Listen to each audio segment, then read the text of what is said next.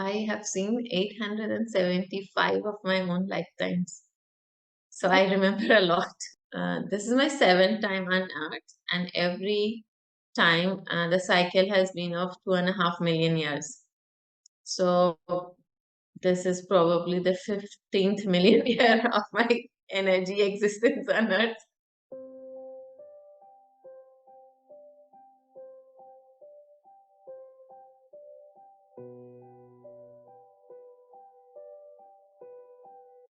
Welcome to Multidimensional Soul Podcast, a talk show. On this show, we discuss about multiple dimensions of our soul, how we are spiritual beings on a temporary human journey. We discuss different point of views, perspectives, and dimensions of science, technology, and spirituality. We discuss about deep, profound spiritual and mystical experiences of people. We share these experiences so we shine the light within bright. Our today's guest is Sahar. Sahar is a metaphysical therapist, life coach, and author. Her observation is that life has the answer to every question and offers solutions only if we pause to pay attention. To pause is to overcome fear so that we can slow down. She works with people to help them to move from fear to faith, faith in self as well as in life itself. Sahar shared her very profound experience where she saw hundreds of past lives and how many times she has come on earth. It's very fascinating as well as thought provoking. So let's dive right in. So, hi Sahar, a very warm welcome to this Multidimensional Soul podcast, and it's lovely to have you here. Hi, Akanksha. The pleasure is all mine. Thank you for having me. Sure. And I know that you are into so many things that you do. You're a past life regression therapist, you are a Silva coach, and you are IFS, and you do multiple things, and you're a Mhm. clarity coach. So, how did you get into spirituality? What was your childhood like? Very dysfunctional. I was actually not even the parent, I was the grandparent to the family and the extended family, the Wow. peacemaker, the one who had to hold everything together at all time, which eventually leads to you being an empath, basically. So basically, as far as I understand, being an empath is about having an extremely traumatic childhood. You catch all the wrong signals. So Right. that's how my childhood would have been, I would say. No complaints, but if I have to be really logical about it and honest, then this was the childhood. So, how did you get into spirituality? So you know how it is, Akansha, where you're asleep for way too long, the universe has to give you one tight slap. So I think my marriage was that one really tight slap. And then I had no choice but to wake up. I just wanted to find out the answer that what did I do so wrong to deserve this?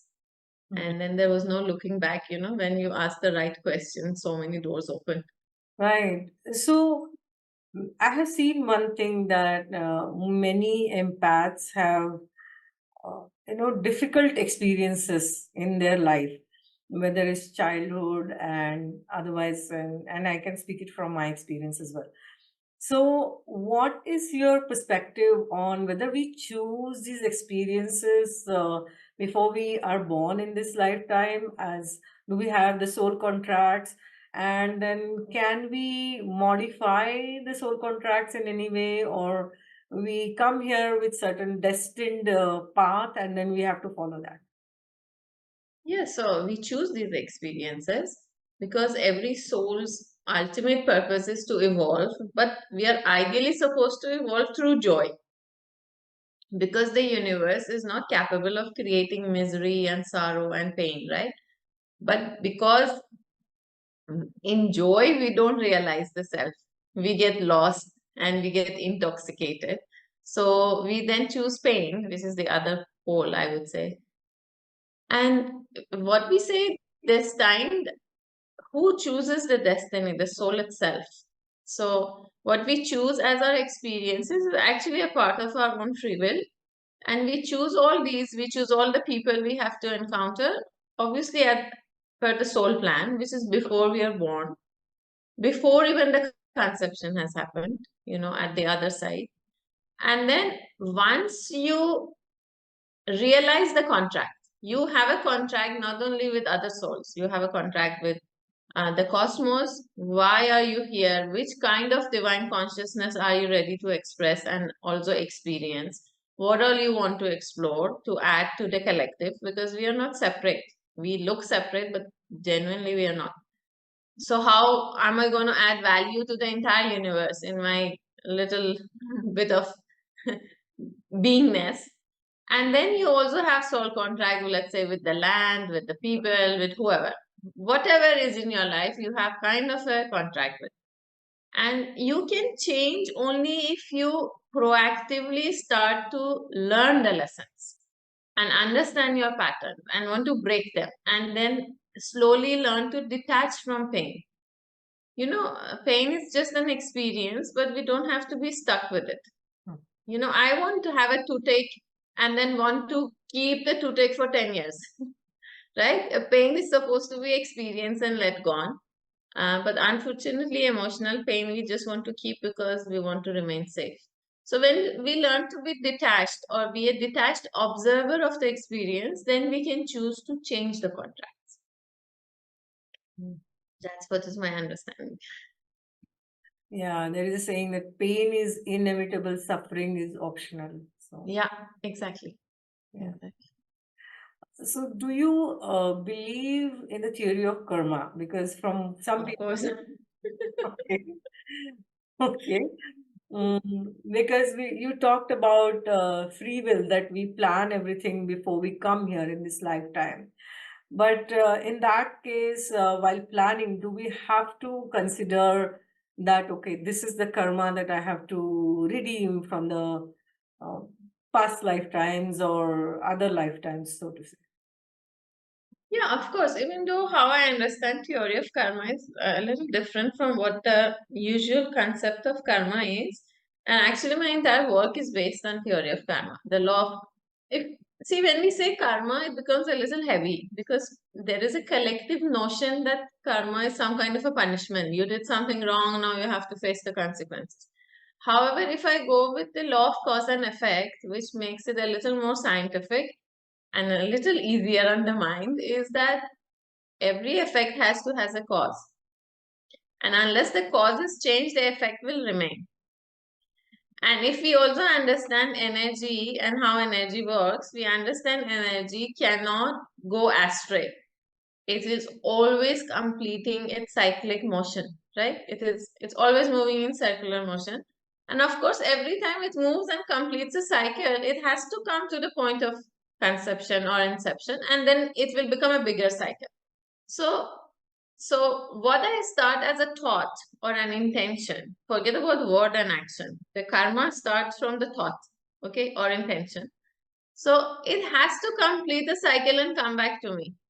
The only problem is when it is going and taking that round, whatever is matching its frequency, it's just law of attraction also adds to it. So by the time it comes and hit me back, it looks like a punishment because it is no more just an intention now.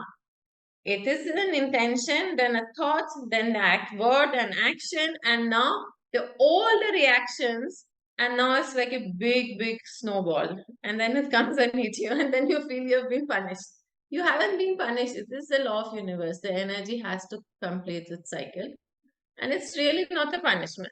Now, how do we change karma? Is by becoming aware of it and taking ownership of our thoughts, intentions, actions, and continuously remain aware as much as we can, so that at some point with practice, we actually become aware of a lot of things, like almost everything we are thinking, and then we can stop it there and then.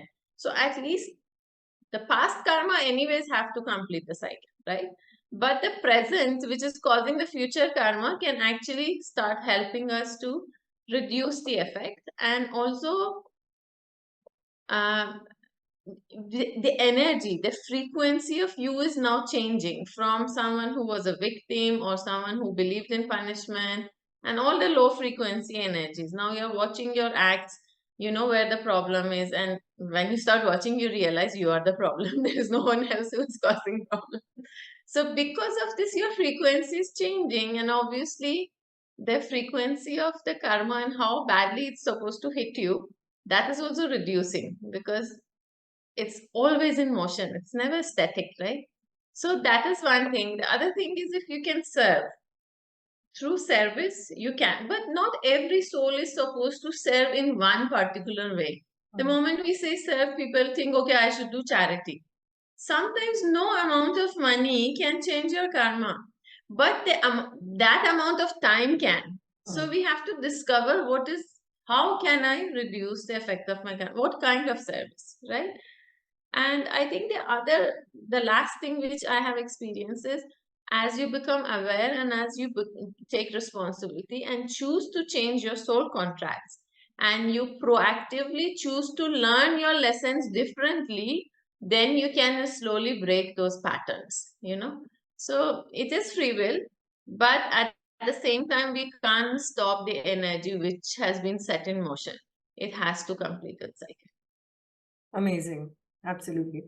Recently, what I have heard from a lot of people, the modern age spirituality, so to say, and the channelers and others, is that as we are ascending as Earth into 5D, we are raising our vibration overall as Earth. And at that time, the souls are going to be reset, and the karma, law of karma is applicable to 3D and not so much to 5D. So, what's your point of view on that?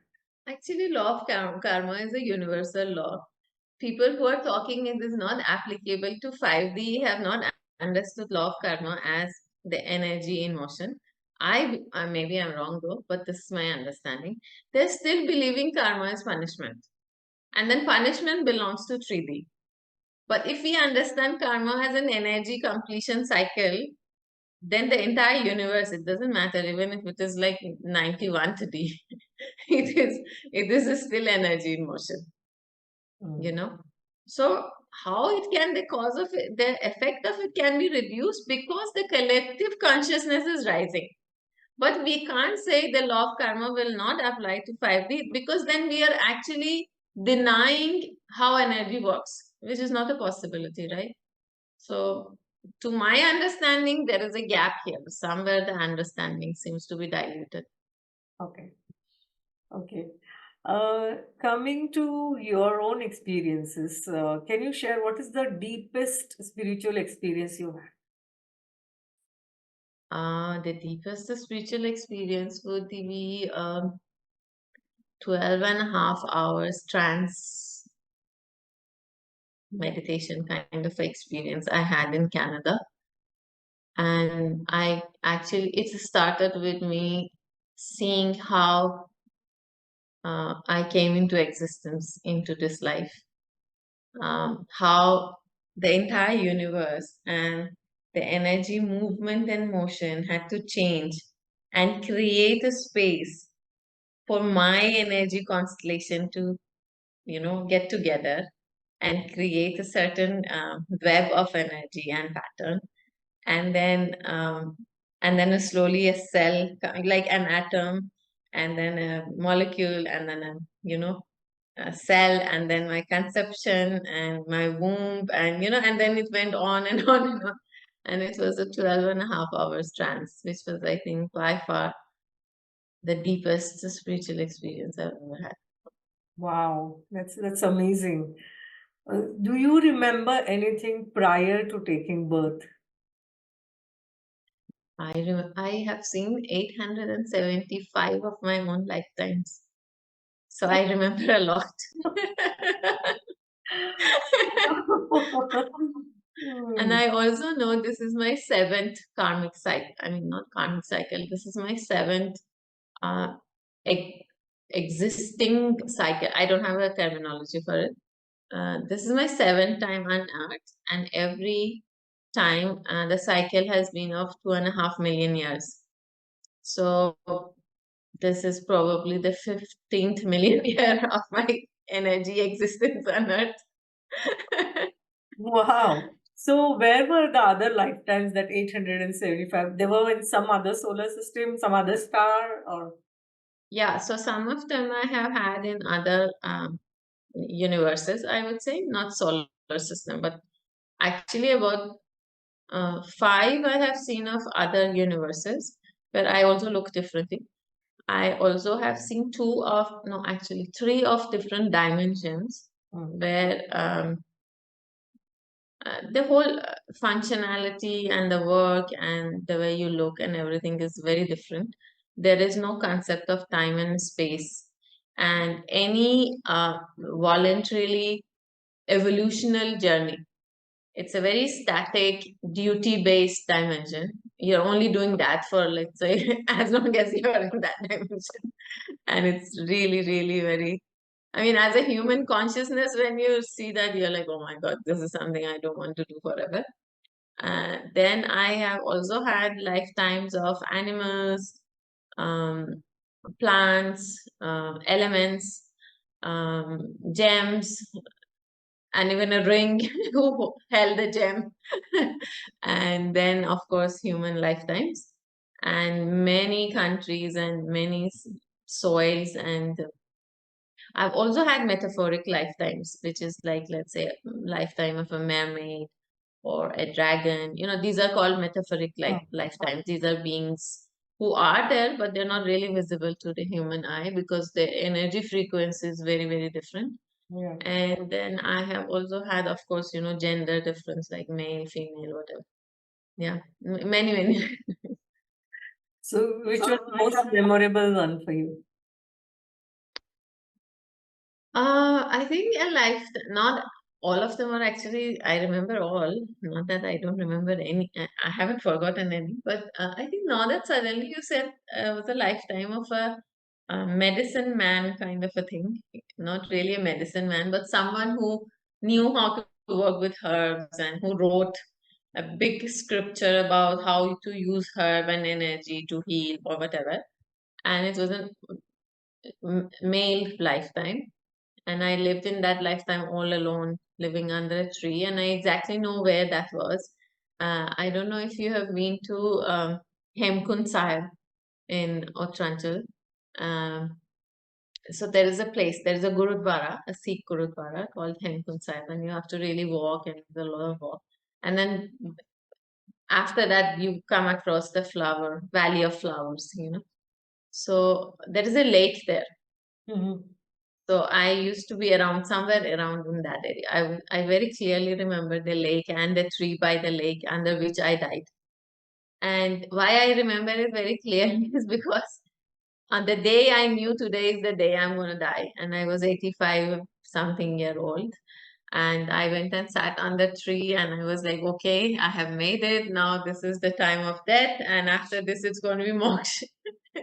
The biggest delusion of mankind, I think, is the concept of moksha. So I go there, I sit there, and suddenly, as I'm preparing to exit from the crown chakra, whatever the soul is preparing, suddenly I feel a nudge, a very soft nudge on my knee, and I don't want to open my eye, and the nudge is very, very persistent. And I opened my eye, I saw this really cute looking, adorable boy, 3, 4 year old, and he gives me a pear, the fruit. And I'm like, okay, let me not break your heart. I'll have it and go. How does it make a difference? So I take the pear and I look into the eye of the child to say thank you, and I get attached. And there goes the whole 85, 6 years of tapasya. And then, Akanksha, it's not funny. In my entire life, till even now, I'm not very fond of that fruit, but at least I can at least look at it and have it. But for 35, 36 years of my life, without tasting that fruit, I just hated the sight of it. I hated that fruit so much that my parents have stopped buying it because it used to be a biggest tantrum in the house, and I would just howl and I don't know what was it. So they realized, okay, let's not buy it only. So you see how a past life can have so much of, intense effect on even your this. So when I saw that, I realized, oh my God, this is why I hate the fruit so much. Yeah, Yeah. so that is one I remember. I just remembered now, but I mean, I remember most of my lifetime. Interesting.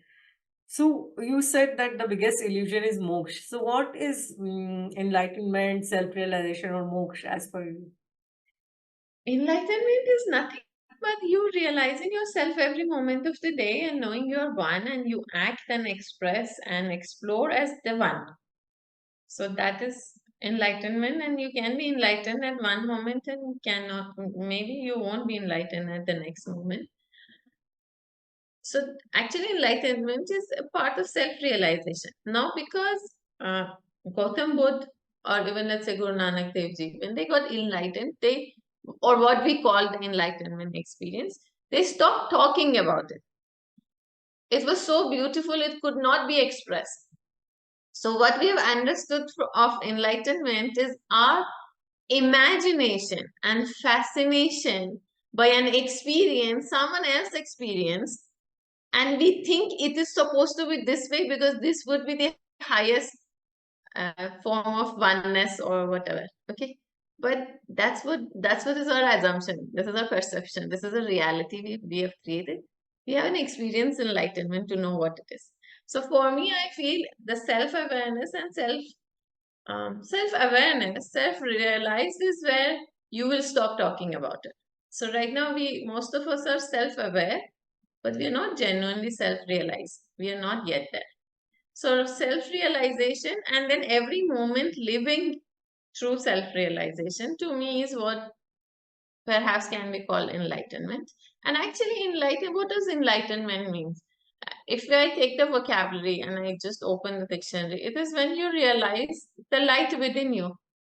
So you don't have to become Gautam Buddha or think you have to have that experience. The moment you realize the divine consciousness within and choose to act accordingly, and also know and realize everyone else also has the right to choose to act through their own divine experience and divine expression, then you're enlightened. And then you're also a human being. So you can have, the graph going up and down. But that is what I understand enlightened.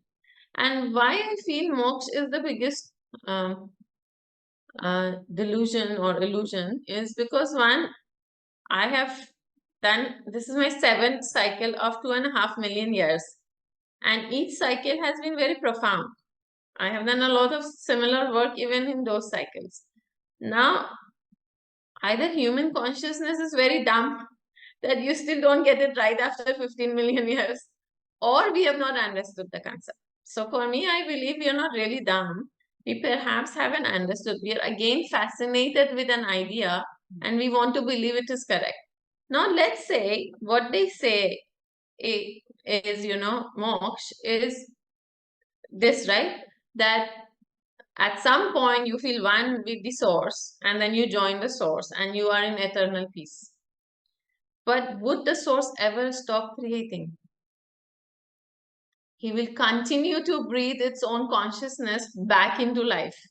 The source can't be static. So even if I become one with it, go back as an energy or light and join the source, I'm going to be breathed back into consciousness.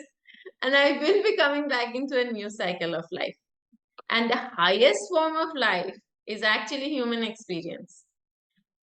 I understand Devi Devtas, masters, guides, angels, they have their own amazing level of consciousness. But there is a difference. And the difference is we have the power of choice, the power of free will, and the power of connection, which they don't have. Now, if you don't have the understanding of connection, even if you're a Devi Devta, what do you want to connect to? You don't have the concept. So, how will you connect back to the source? So, that is why the reason they call human beings the closest to divine consciousness, because we can get that connection. We have a sense of it. Of course, we don't use it, but at least we have that power or that choice, right? So So eventually, even if you go join the source, now source is not going to stop creating just because you have made the cycle and completed it. It's like, very nice, you have come back, now let's explore another thing, and then you're again back into life. So I don't understand how would it ever stop. It, whether we take it scientifically in terms of energy, and or we take it philosophically in terms of God consciousness or divine consciousness or supreme intelligence, it is never going to stop creating. So if you join it, you will have to come back to life. There is no other way. It cannot, the source will not say this part of me is not going to go to life, because now this part, it's energy, right? It is interconnected and interlinked, it is one thing. So how will the source separate you? Then we are, if we believe in that the ones who completed the cycle are separated and now they are enjoying and resting in eternal peace, we are telling the source believes in separation, which is again not a possibility. So for me, I feel mox is the biggest. You know that carrot and stick? It's the carrot, the golden carrot. Very interesting. Now, you've been a past life regression therapist for so many years, Mm. and you must have had amazing experiences.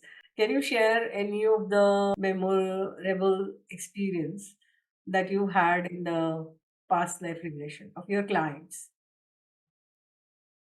Yeah, many, especially the parts where a channeling is happening in the past life, like uh, like one, which was one of, it's why it is very memorable, because it led to so many things for me. So actually, I was a corporate executive. I was heading operations of some multinational company, and for a vertical, obviously not for the entire company. And I was just wanting to heal myself, right? So I went and trained as a past life regressionist to heal myself. Shortcut. I thought 10 days, so many sessions in 10 days. So, faster healing, the corporate mentality with healing also.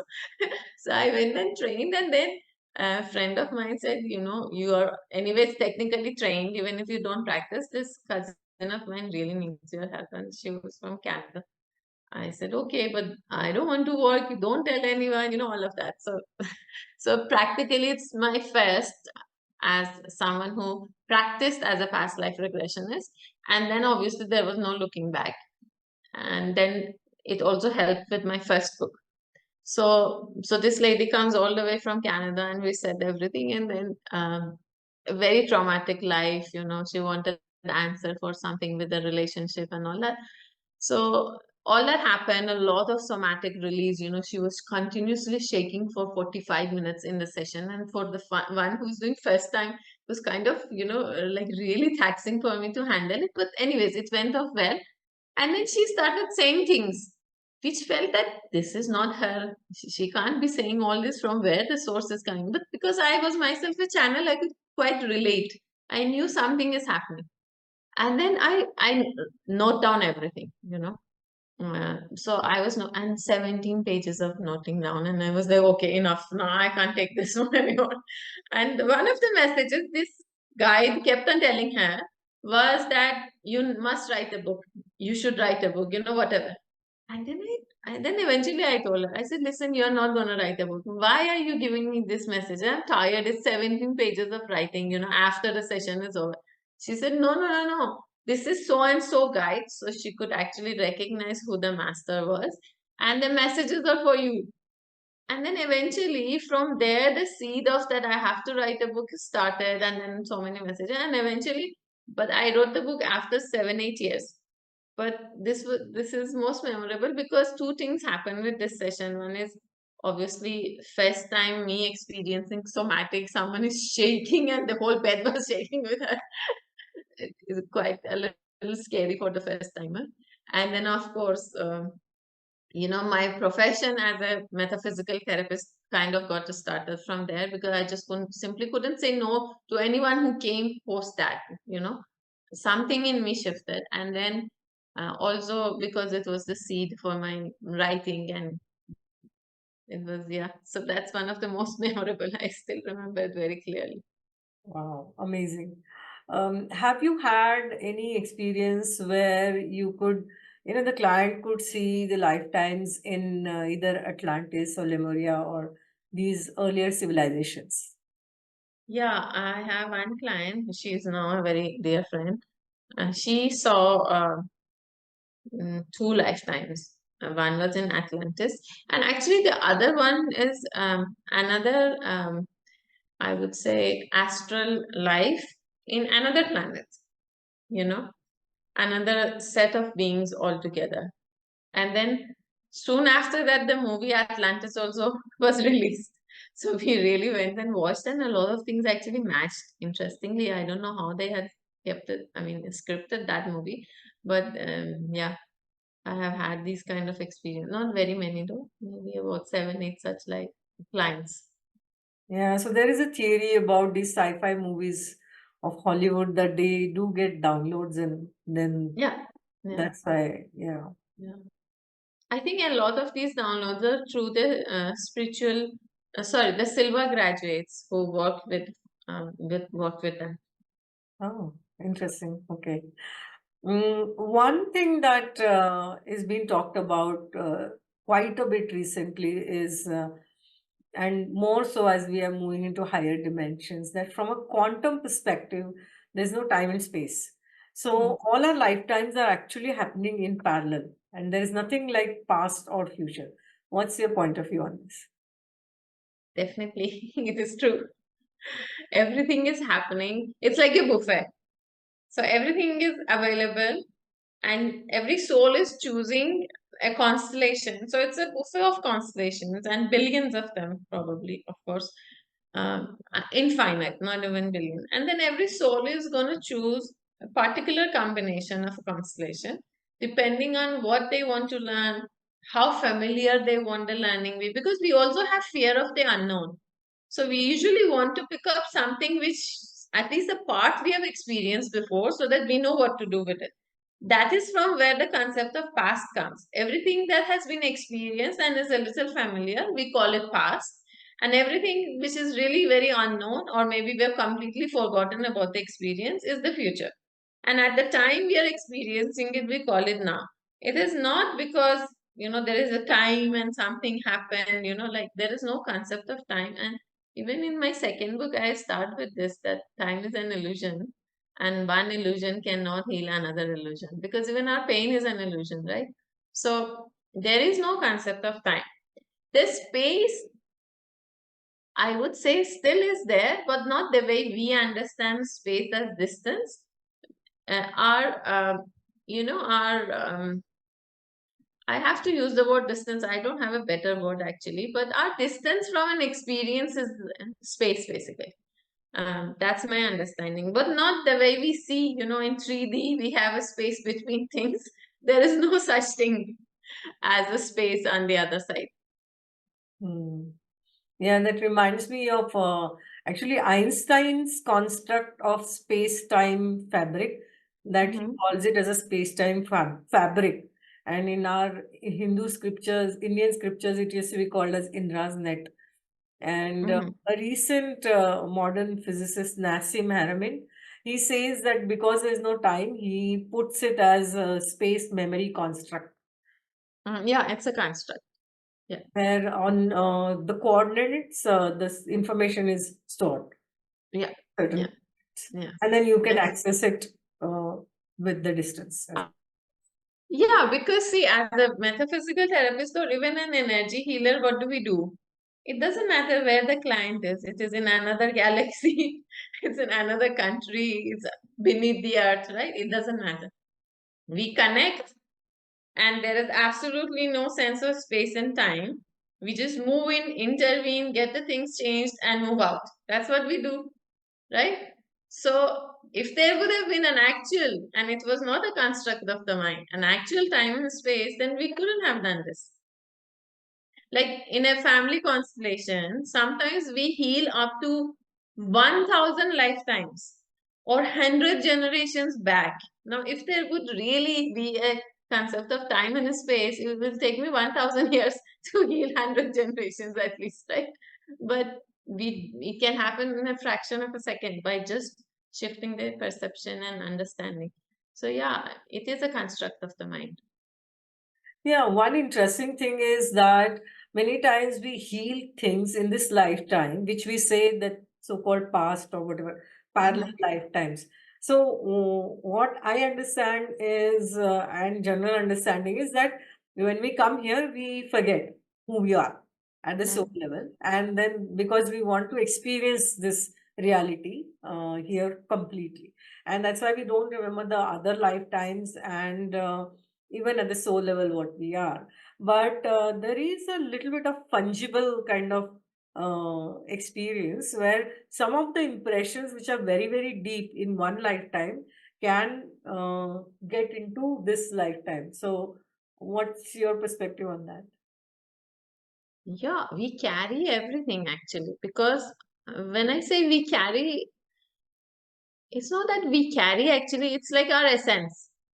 See, the soul has forever been there, and the soul is actually a divine particle and has come for a new experience, but it hasn't lost the previous experiences because nothing can be deleted. In this universe, nothing gets deleted and nothing can be forgot. We can forget it, but we can't delete or erase an experience. We probably can overwrite it, what we call reprogramming in hypnosis or past life regression therapy.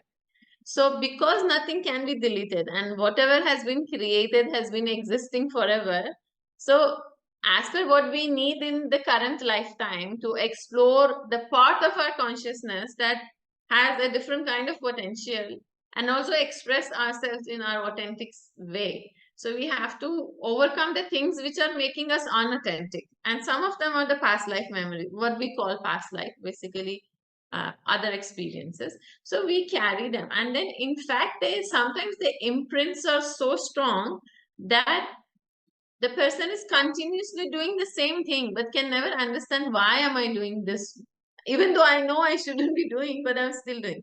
Just now, just before in our session, our interview, I met a gentleman and he's saying, I'm such a good judge of everyone. I can see the person and I can know this is how they are going to behave. But when it comes to a life partner, I get it wrong. And it is his third time. And, it's going wrong. That's why we were meeting. He said, I don't know why. I said, you have to do a past life. That's why. And he's so intelligent. He's so well read. He's so well aware of his thought process. But he can't break the cycle because it is not this lifetime. Something has not been resolved in the past. Hmm. And then you have no control over it. Right. How do you think that one can express the most authentic self and what the soul has planned for this lifetime? So the most authentic self is to be authentic. First, you have to become aware of who you are. You can't be authentic if you don't know you haven't done self-work. And when we talk about authenticity, it's really has nothing to do with honesty. Honesty is a very small component of authenticity. Um, so an authentic person perhaps would be honest, but an honest person is not necessarily going to be authentic because authenticity is about your relationship with you. Hmm. When you see the good, the bad, and the ugly in you, and you're okay expressing it, exactly as it is, not because you believe, oh, I am good enough, I can't change, not because of that, but because you don't want to have a facade and portray who you are not. And you're ready to bear the brunt of your ugly side till you correct it, right? You're ready to be soul naked and everything naked in front of the society. And you don't have this facade or a self image you want to hold on to. Then you are stepping on the authentic path. Then of course your journey is totally different now. You would be reborn in this lifetime if you can reach that level of authenticity. So the path to authenticity is self-work and self-awareness. You may be honest, but a lot of honest people are not at all authentic because they're not honest with themselves. Mhm. Very true. You talked about law of attraction some time back. So I want to ask you, mm, Have you experienced universe conspiring to create uh, synchronicities and miracles? And can you share some experiences on? Yeah, I think everything, see, the universe, what is the purpose of universe?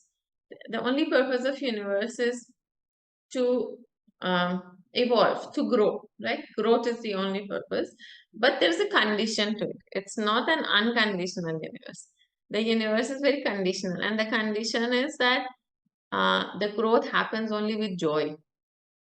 We as human beings think growth happens through pain. Actually, growth does not happen through pain. When we reach a level where we understand the growth is supposed to be through joy, that's where the actual growth is happening. Rest of it is we are preparing, we are digging, and that's the hard work.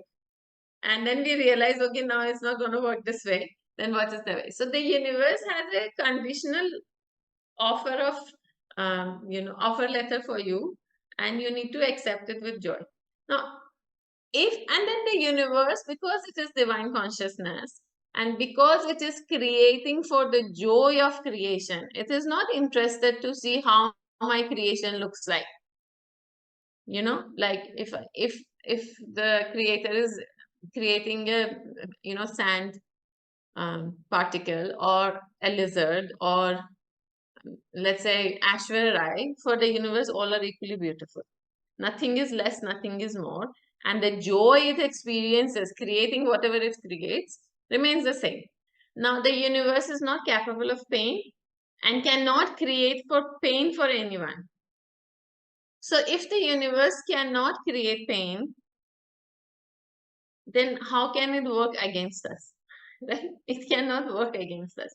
So, if logically I go without the need to see anything, I need to just keep reminding myself that I am living in a universe incapable of creating pain and suffering, and a universe which is neutral, absolutely non biased, but honors my free will. Now, I need to choose whatever.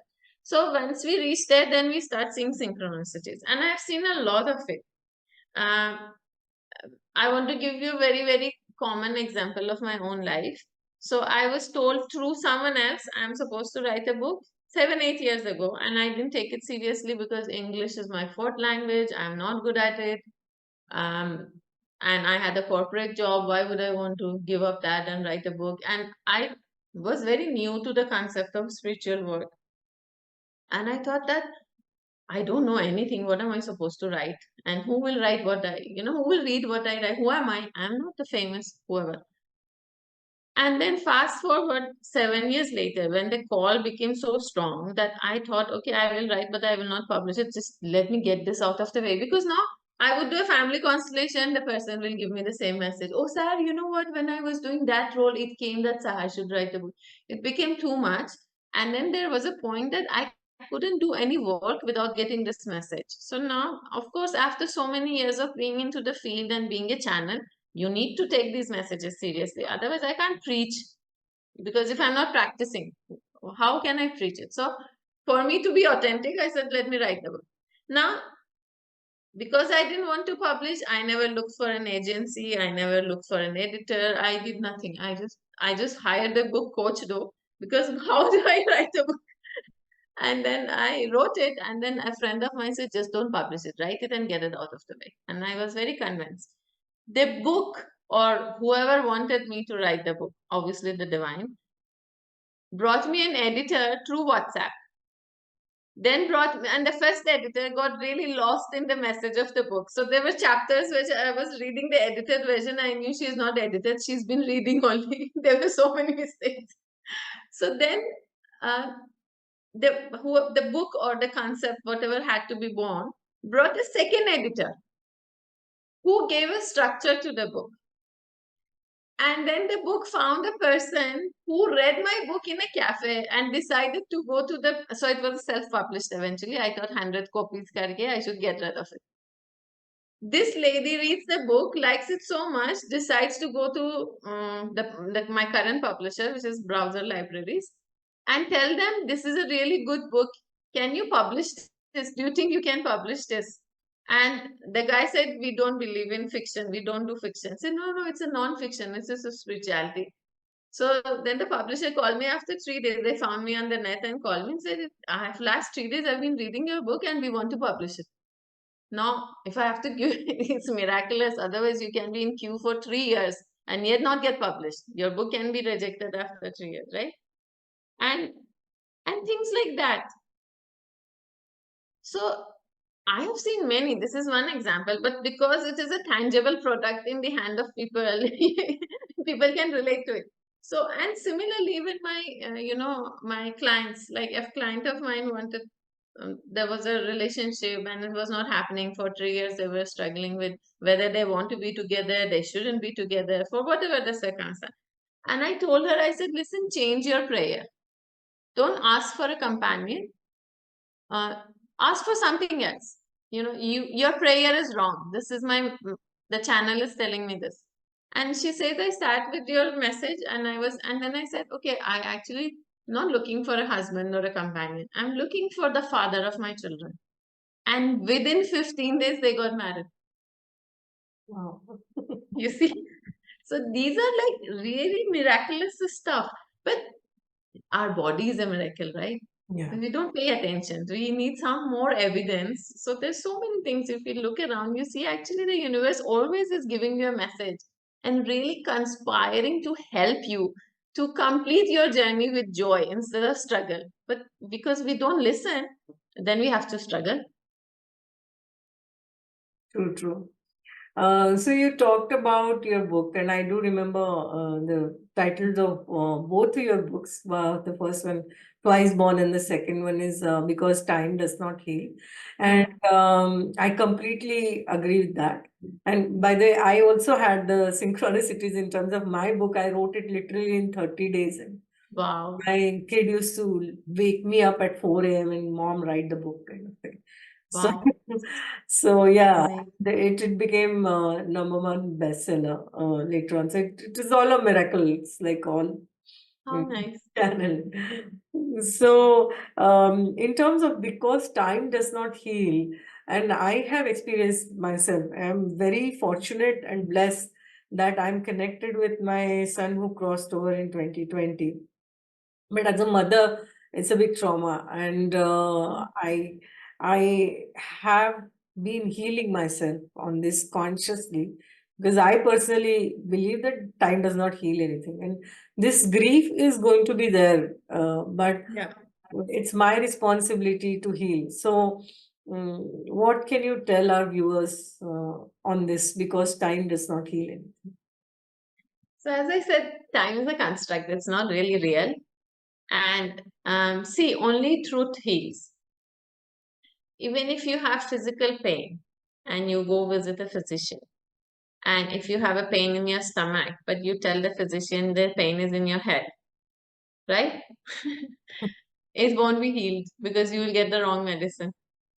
So it is actually the truth, an understanding of what is the truth of a situation that heals.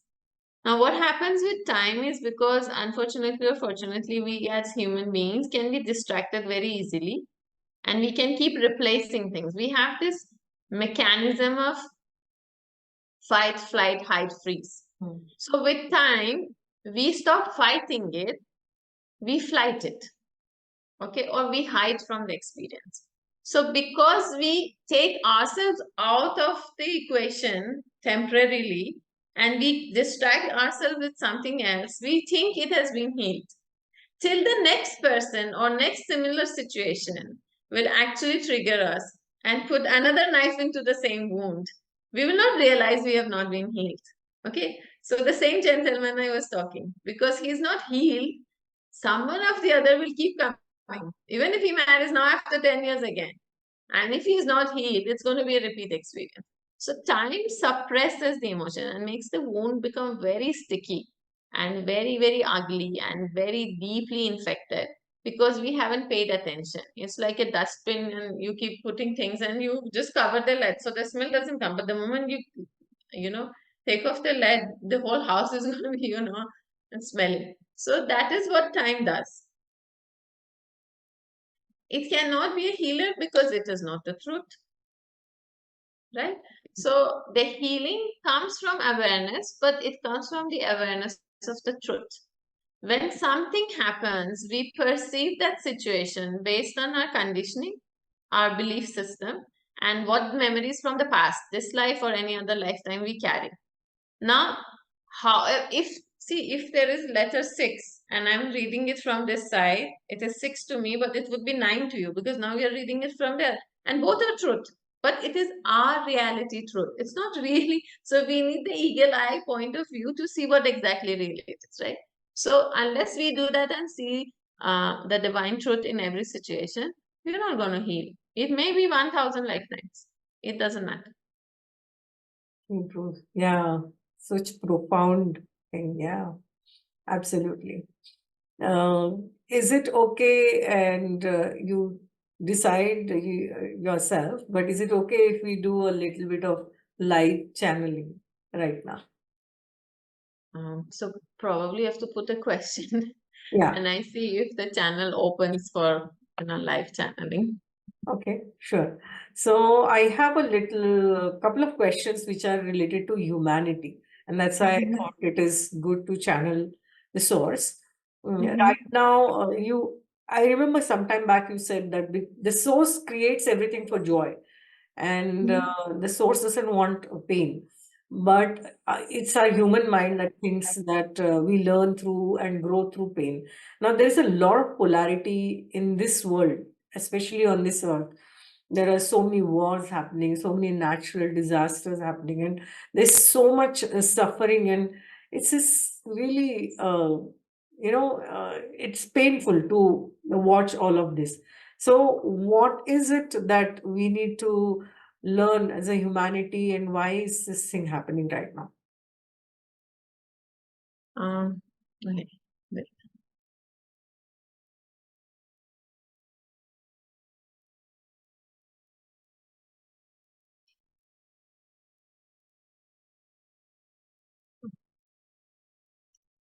Humanity has been long asleep, and no amount of pain has brought them home. The only way that they can wake up is now through feeling the pain themselves. Because when they saw the pain of others, they turned their faces and they left the ground. Many souls need to leave so that the new consciousness can come into bodies that can handle the new levels of energy, awareness, and the experience of the new consciousness.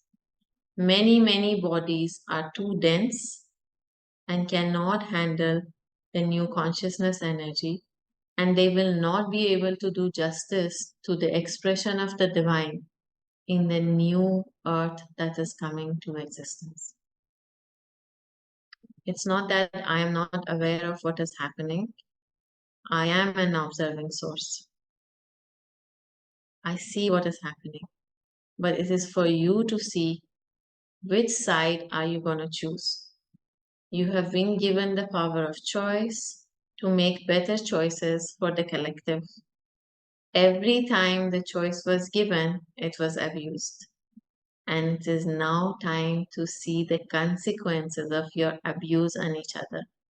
And if you don't wake up now, there would be no choice but to eradicate as many as possible to open the space for the new consciousness to descend on it. And that is it. Okay. When we talk about new consciousness, what can you say about the new babies that are being born now?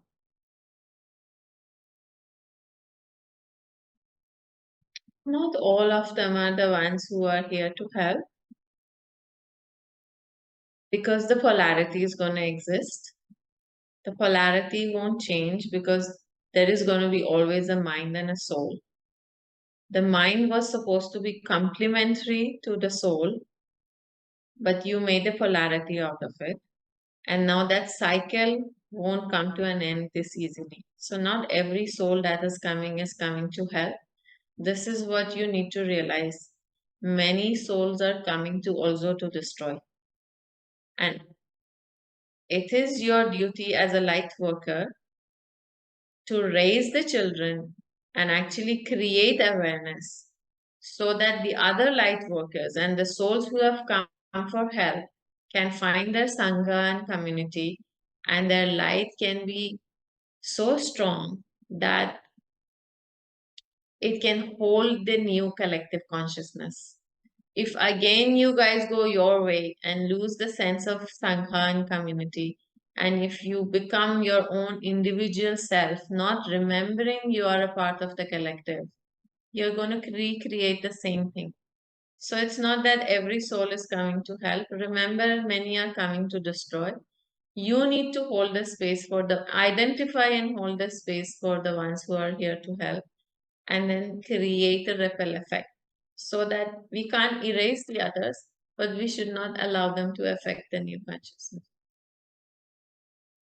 How do you transmute the dense consciousness into lighter vibration? Um, Everyone should work on themselves. A lot of people think being a light worker is about helping others and holding the light for others. Being a light worker means that you work so much on yourself that your light alone can illuminate many, many other lives. We are not here to help anyone. It's about not really helping, but facilitating everyone to recognize their light. The more you do this, and the more people take responsibility, the more the other side would be taken care of. You cannot really transmute so much of dense polarity because they also have a job and they are actually doing it perfectly fine. You guys are losing the path. They are very much on their path. Okay. Very interesting. They Uh, are actually doing their job perfectly fine. Oh my God, this is really interesting. Oh, I need to stay with this man. Beautiful. mhm. What do you think of AI? Is it a curse or a boon? And how is it going to It's be? a distraction. Is it going to have It's neither a curse or not a boon. It is how you use it, actually, right? It's a distraction for sure. is it going to have its own consciousness? Sorry?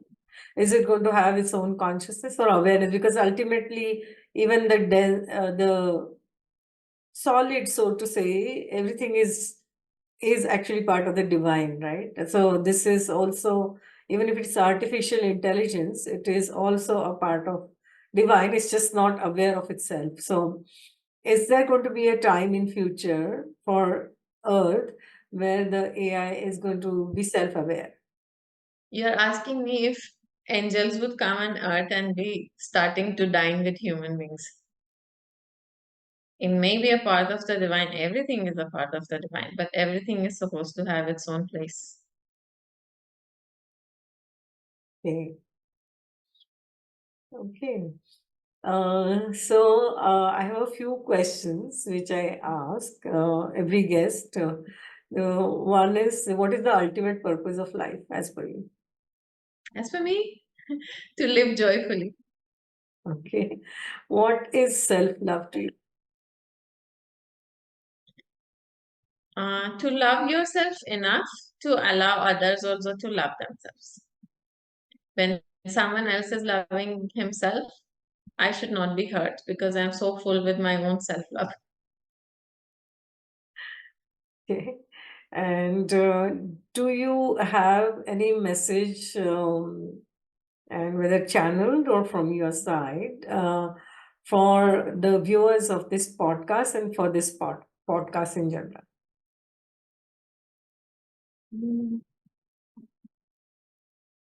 My only message would be practice to detach yourself from the pain.